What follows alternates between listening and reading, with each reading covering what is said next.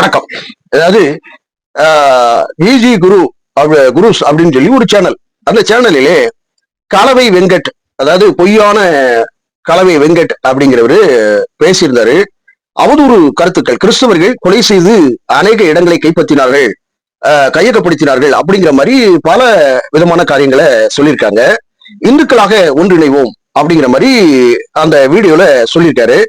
சரி, அவங்களுக்கு பதில நாம கொடுக்கறத விட அவங்களை சார்ந்த இந்து நண்பர்கள் என்ன சொல்றாங்க அப்படிங்கறத நம்ம பார்க்க போறோம். ஃபர்ஸ்ட் சார்வால் பேசட்டுமே.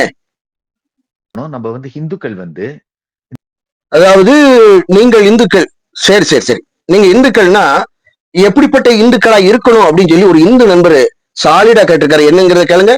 எல்லோரும் இந்து என்று சொல்லி எங்களோட கறி சாப்பிடுவீங்களா? எங்க சாமி ஏத்துக்குருவீங்களா? பிற என்ன எல்லாரும் இந்து? எப்படி எல்லாரும் இந்தாகணும்? எப்படி இந்தாக முடியும்? அதாவது இந்துக்கள்னா நீங்க மாட்டுக்கறி, பன்றிக்கறி, பூணுல அறுத்துட்டு வந்துருவீங்களா? அப்படி வந்துருவீங்களா? இப்படி வந்துருவீங்களா அப்படின்னு நாக்கப்படுங்கிறாக்களை கேட்டாங்க. உங்க முகத்தை எங்க கொண்டு வைப்பீங்க?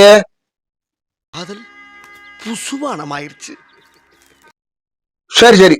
இன்னொரு நண்பரும் இவருக்கு ரிலேட்டடா, இவருடைய நாம் இந்துக்கள் சொல்றாரு இல்லையா, அந்த இந்து நண்பர் என்ன சொல்றாருன்னு கேக்குறீங்களா? கேளுங்க.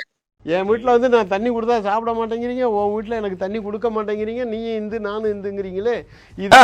சரி, ரைட்டு. அடுத்தது நம்ம தலைவர் பேச விடுவோமே, பேசுங்க. தீமைகள், பெரும் கொடுமைகள் எல்லாவற்றையும் மனதில் கொண்டு. ஓஹோ, அதாவது எப்படின்னு கேட்டீங்கன்னா, கிறிஸ்துவர்களால நீங்க பல விதமான காரியங்கள், அடக்குமுறைகள், பல விதமான காரியங்கள் எல்லாம் நீங்க இது பண்ணிட்டீங்க. ஐயோ, அப்படியா?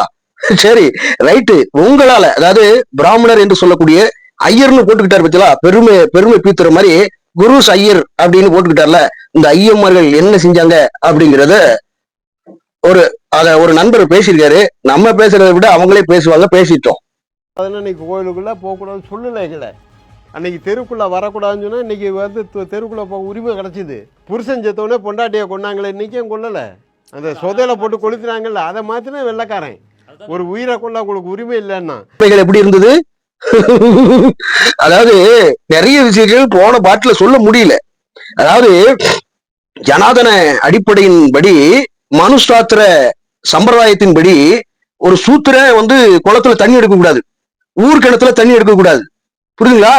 அதுக்கு அடுத்தாக்குல பலவிதமான காரியங்கள், கோயிலுக்குள்ள உள்ள நுழையக்கூடாது, புரியுதுங்களா? அசுத்தம் சூத்திரம் வந்துட்டோம்னா தீட்டு, புரியுதுங்களா?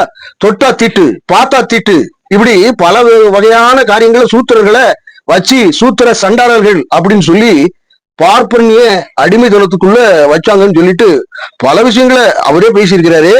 சோ நாம வாயா செயல்பட வேண்டியதில்ல. நான் இந்துக்கலாம்ல, நீங்க இந்துக்கள் அப்படின்னு சொன்னா அவங்க இவர்கள் நான் எல்லாரும் இந்து அப்படின்னு பேசுறாங்க.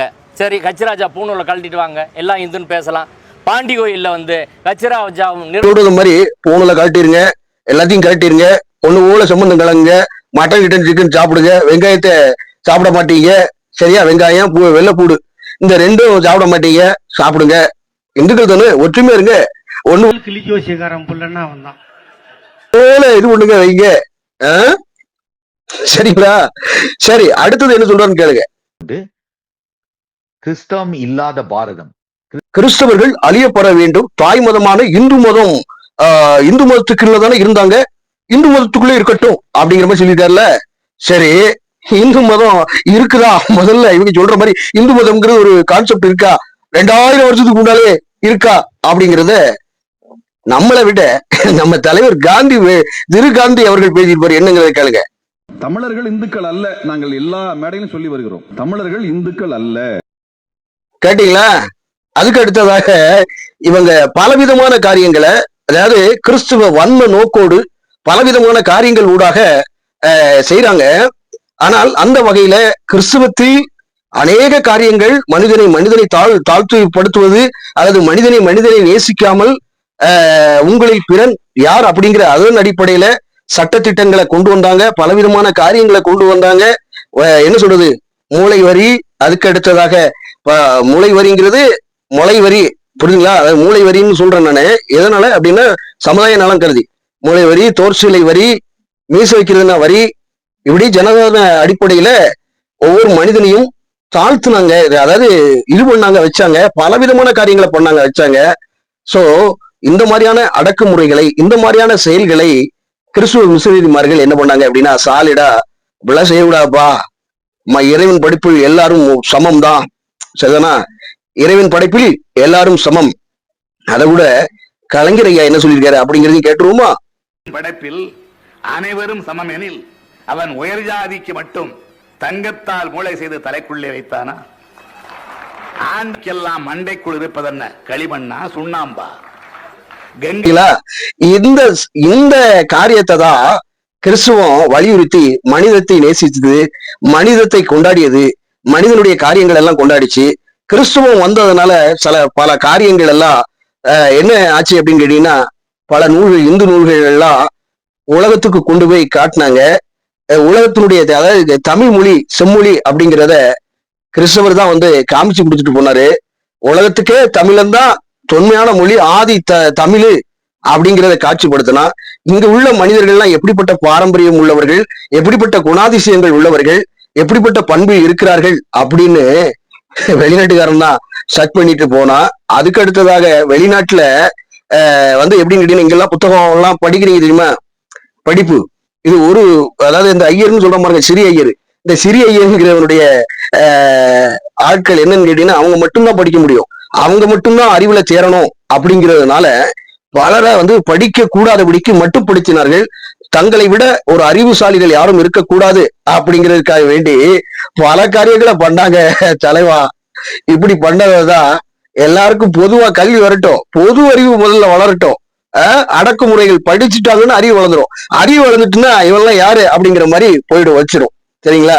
இப்படி அறிவு சார்ந்த காரியங்களாக இருக்கட்டும், பிரிண்டிங் அச்சடிக்கப்படுகிற காரியங்களை ஒரு ஃபாதர் கொண்டு வந்து புத்தகங்களை எல்லாம் அடிச்சு கொடுத்து எல்லாரும் படிச்சு கொடுத்து பலவிதமான காரியங்களை, எல்லாரும் வேலையில சேரணும், கவர்மெண்ட் வேலையில சேரணும், எல்லாரும் படிப்பறிவு இல்லாதனால மூட நம்பிக்கையில இருக்காங்க, படிச்சா தெளிவாயிருவாங்க அப்படிங்கிறதுனால அந்த படிப்பை கொடுத்தார்கள்.